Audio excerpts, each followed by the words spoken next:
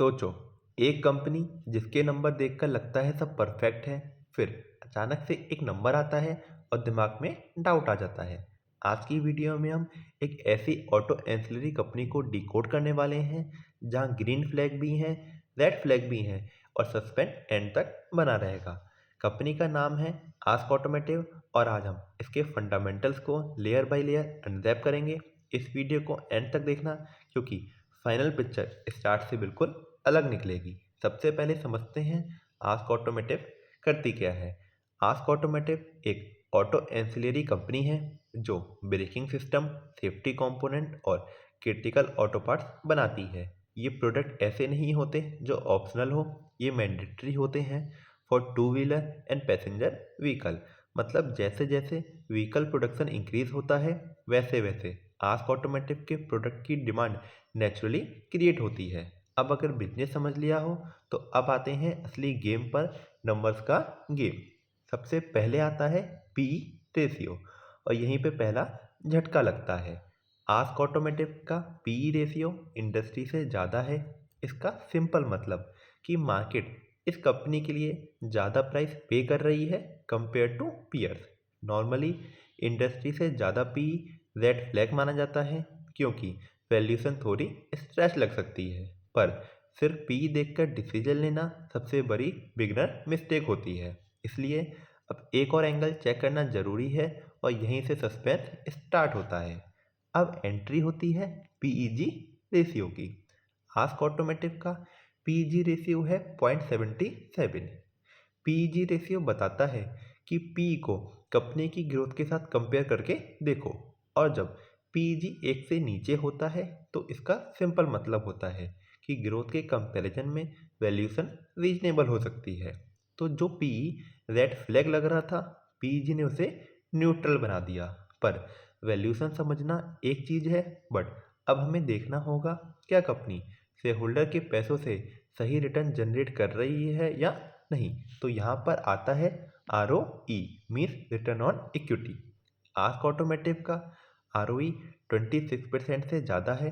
Are O ई का simple मतलब होता है कि कंपनी शेयर होल्डर के हर 100 रुपीज़ पर कितना प्रॉफिट बना रही है। जनरली 15 to 18% से ऊपर का आर ओ ई स्ट्रॉन्ग माना जाता है और यहाँ पर आर ओ ई 26% प्लस है, जो कि एक ग्रीन फ्लैग का सिग्नल देता है। ये दिखाता है कि कंपनी शेयर होल्डर मनी को इफेक्टिवली एंड एफिशिएंटली यूज़ कर रही है। पर एक डाउट हमेशा रहता है, क्योंकि क्या ये आरओई सिर्फ इक्विटी से आ रहा है या डेट का भी रोल है। इसलिए नेक्स्ट मैट्रिक चेक करना जरूरी है, जो कि है आर ओ सी ई। तो अब हम बात करते हैं R O C mean return on capital employed. Ask Automotive का आर ओ सी 27% से ज़्यादा है। आर ओ सी बताता है कि कंपनी इक्विटी प्लस डेट दोनों को मिलाकर कितना इफिशिएंटली यूज़ कर रही है। नॉर्मली 15 to 20% के बीच से ऊपर का आर ओ सी एक्सीलेंट माना जाता है।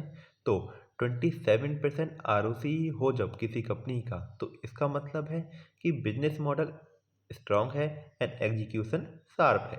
अब एफिशिएंसी क्लियर हो गई, पर एक और सवाल बनता है, क्या बिजनेस एक्चुअली में ग्रो कर भी रहा है या नहीं। तो चलिए देखते हैं अपना नेक्स्ट मैट्रिक, जो कि है सेल ग्रोथ।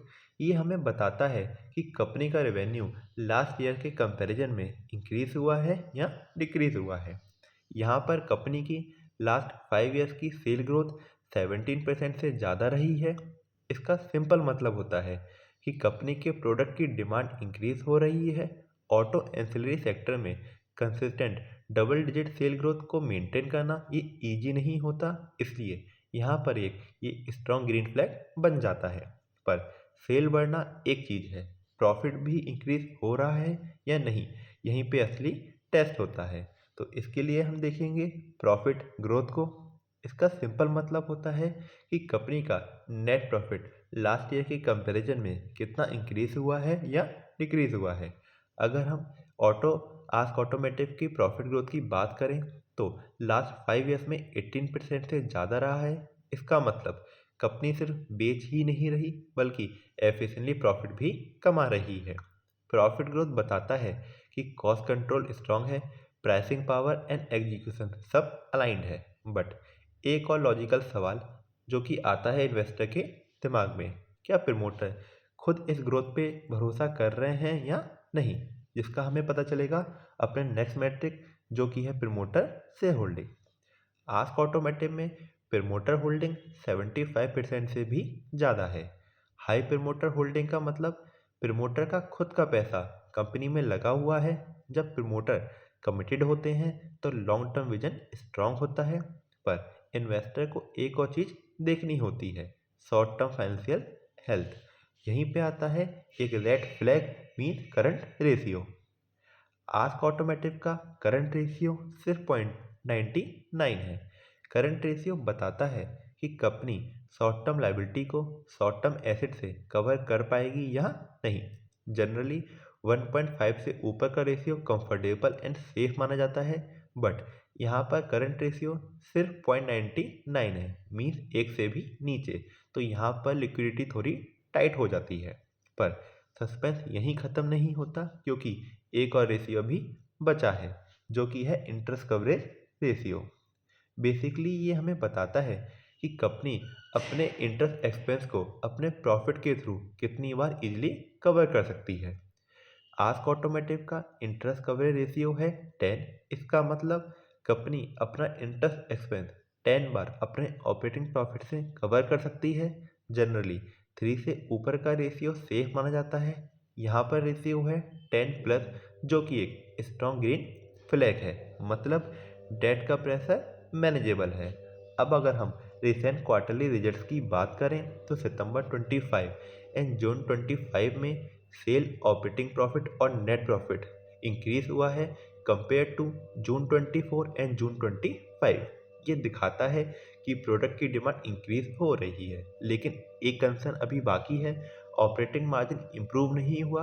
इसका मतलब कॉस्ट कंट्रोल कंपनी के लिए आगे चैलेंज बन सकता है। अब अगर हम शेयर होल्डिंग पैटर्न की बात करें तो प्रमोटर होल्डिंग 78.95% से थोड़ी कम होकर 74.95% हुई है। एफआई ने थोड़ा स्टेक कम किया है, लेकिन डीआई ने अपना स्टेक ऑलमोस्ट डबल कर दिया है। इसका मतलब डोमेस्टिक इंस्टीट्यूशन कंपनी पर ज़्यादा कॉन्फिडेंट लग रहे हैं।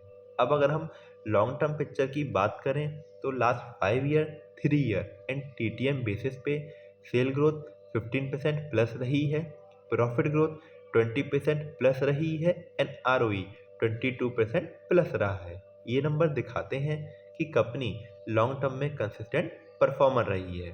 तो ओवरऑल पिक्चर क्या कहती है कि फंडामेंटल स्ट्रांग है, पीजी, आरओई, आरओसी, ग्रोथ सब ग्रीन फ्लैग हैं। सिर्फ पी रेशियो और करंट रेशियो थोड़ा कंसर्न क्रिएट करते हैं, पर इन्वेस्टिंग सिर्फ नंबर का गेम नहीं होता। Risk, market condition, policy, regulation सब कुछ मैटर करता है। और असली सवाल ये है, क्या ये स्ट्रेंथ आगे भी सस्टेन हो पाएगी? ये हम नेक्स्ट वीडियो में और डीपली डिकोड करेंगे, क्योंकि कहानी अभी ख़त्म नहीं हुई है। सो मिलते हैं नेक्स्ट वीडियो में। Till then, good bye and take care.